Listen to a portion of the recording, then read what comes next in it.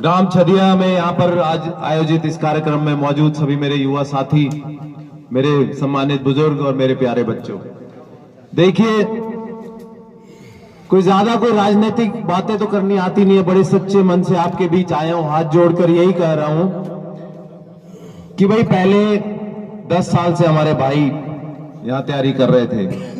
2 बार चुनाव भी लड़ा भाई शशि ने, मेहनत भी करी, काफी टीम उन्होंने जुटा के रखी हुई थी। तो जब मैं आया तो मुझे ये भी नहीं यकीन था कि भाई यहीं से टिकट मिल जाएगी और यहां से मैं आपका प्रत्याशी होऊंगा। भाई भारतीय जनता पार्टी में शामिल हुआ, आश्वासन मिला कि भाई तुम आइए और तुम पूरे हरियाणा में भाई बहुत सारी सीटें हैं, तुम तो कहीं से भी लड़ लोगे, 15 दिन में चुनाव जीतने वाले व्यक्ति हो तुम तो, क्योंकि पिताजी ने ऐसे काम किए हुए थे। तो मुझे लगा यार पता नहीं कहां से क्या होगा, फिर ऊपर वाले का आशीर्वाद लगा। मैं कहा चलो मेहनत शुरू करते हैं, बाकी जो ऊपर वाले को मंजूर होगा वो होगा। मैंने अपनी मेहनत शुरू करी आपके बीच में और बाबा की कृपा से टिकट मिली। तो मैं आपसे ये कहना चाहता हूं कि कई चीजें ऐसी होती है जो ऊपर वाला डिसाइड करता है, वो निर्णय लेता है। आप कुछ सोच रहे हो और ऊपर वाले ने कोई अपने समीकरण बनाए हो।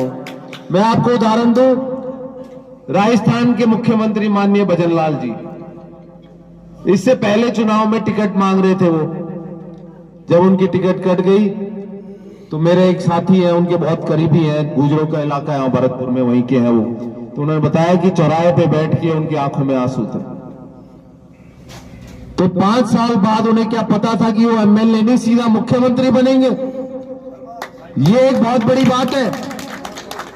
तो मैं तो आपसे यही कहना चाहता हूं कि मेरे भाई शशि जो तैयारी कर रहे थे, क्या पता भगवान ने उनके लिए कोई और पदवी जो है सोच रखी हो। और मैं आप सबके बीच ये कहना चाहता हूं कि वो मेरे लिए हमेशा वो एक भाई तुल्य रहेंगे। जो उनकी टीम है, जो साथी और जो मजबूत करने का काम उन्होंने भारतीय जनता पार्टी को किया है, उनका हमेशा मेरे ऊपर एक कर्ज रहेगा। और मैं उनसे ये कहता हूं कि मेरे भाई, आपकी बात को ऊपर रखूंगा, अपनी बात को नीचे करूंगा।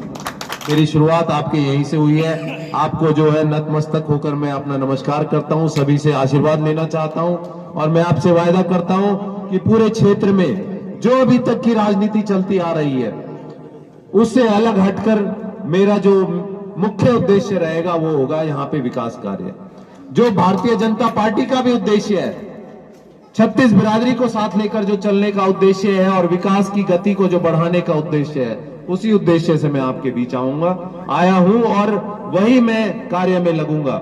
माननीय नरेंद्र मोदी जिस तरह से कार्य कर रहे हैं, मुझे लगता है कि हमारे देश को जो एक बहुत बड़ी सोच उन्होंने बनाई है कि 2047 में एक विकसित देश कहलाए, हमारा कहलाए नहीं, विकसित बने। ये बहुत बड़ी बात है, आप समझ सकते हैं। प्रति व्यक्ति आय 1.5 से 2 लाख रुपए आय होना महीने की, साल की नहीं, महीने की 1.5 से 2 लाख आय होगी जब हमारा देश विकसित होगा।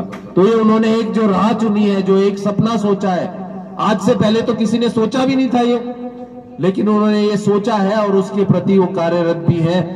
पूरा 24 घंटे वो इसी काम में लगे हुए हैं कि किस तरह से हम उस मुकाम पर पहुंच जाएं।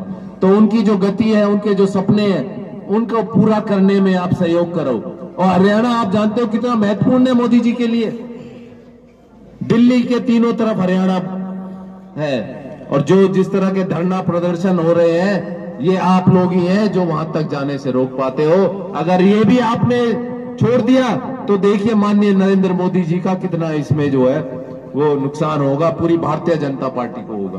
तो ये उन पर एक एहसान कीजिए, पूरे हरियाणा में तीसरी बार फिर से भारतीय जनता पार्टी को लेकर आइए और यहीं से शुरुआत करते हैं हम तो समालखा से कि भाई पहले कभी कमल नहीं खिला, हर बार कोशिश रही। मेरे जितने साथी यहाँ खड़े हैं, मुझे लगता है 80% लोग पहले से 2 बार से भारतीय जनता पार्टी के साथ हैं। लेकिन इस बार आपसे ये वायदा कर रहा हूं और ये आपके सामने दिख भी रहा है, भाई 2 तो कैंडिडेट हैं आपके और आगे विधायक भी आपके, 2 भाई 3 भाई जितने मेरे साथी हैं, ये सब मिलकर हम जो है इस क्षेत्र का विकास करवाएंगे। मेहरबानी, बहुत अच्छी बात है। और बोले से है भाई, ये जो जब पास आए माला भी दो अंदर रिश्तेदार में मेरे मामा है गोले में। बहुत अच्छा भाई।